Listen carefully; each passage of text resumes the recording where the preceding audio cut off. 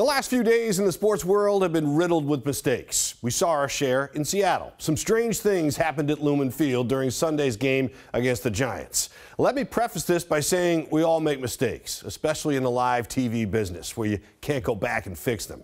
Former NFL quarterback Mark Sanchez was the analyst in the broadcast booth for the Seahawks-Giants game.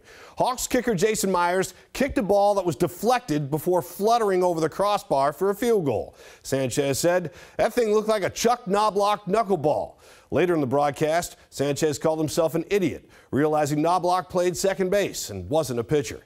This is the same guy who infamously fumbled the football after running into a teammate's butt. So viewers may have just chalked it up as a Sanchez, much like fans of The Simpsons learned to describe such blunders as a homer. Later in the same game, Seahawks head coach Pete Carroll was penalized for a sideline infraction. The referee pulled his own homer when he announced to the crowd and the broadcast audience a penalty charge to the head coach of the Seattle Mariners. No one was more relieved to hear such a verbal misstep than Sanchez, because that line superseded his knuckleheaded Knobloch comment. A reminder again that as much as live television can be fun and exciting, it can be equally humbling in a hurry. Which brings me back to my original point. Mistakes come in all sizes. For those in our business who rip the Seahawks publicly for their perceived mistakes in the offseason, those same experts are looking pretty foolish right now. I'm talking about those in the national media who read an article here and there and listen to a 15-second soundbite and think that's enough to form an educated opinion about a team they cover only through the internet.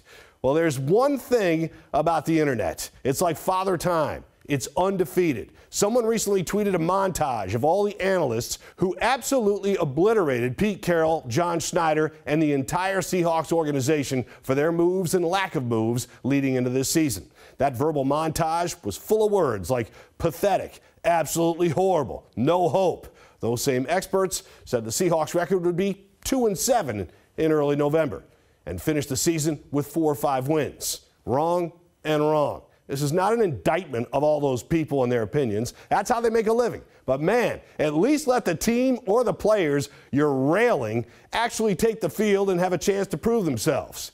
Patience. It's just a good way to approach life. How many times have you looked at a situation or an individual and said, "This will never work"? Then someone gets in your ear and says, "How do you know if you don't at least give it a chance?"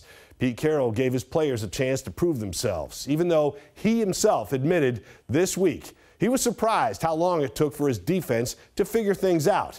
He put his trust in defensive coordinator Clint Hurts.